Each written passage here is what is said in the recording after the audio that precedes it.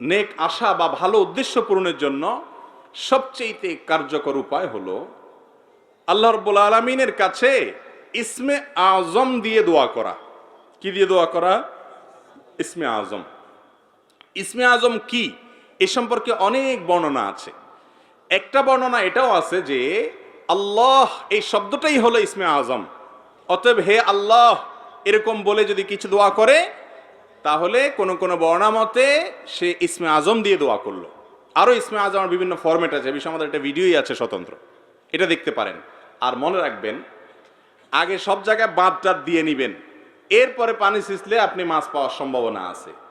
হারাম খাইতে থাকবেন, 2 নম্বরের সব কাজ করতে থাকবেন, আর এদিকে ইসমে আজম দিয়ে হাঁক ডাক দিয়ে দোয়া করবেন। আন্না ইউস্তাজাবু লাহ, নবী করিম সাল্লাল্লাহু আলাইহি ওয়াসাল্লাম বলেছেন তার দোয়া কিভাবে কবুল হতে পারে? হওয়ার কোনো সুযোগ নেই।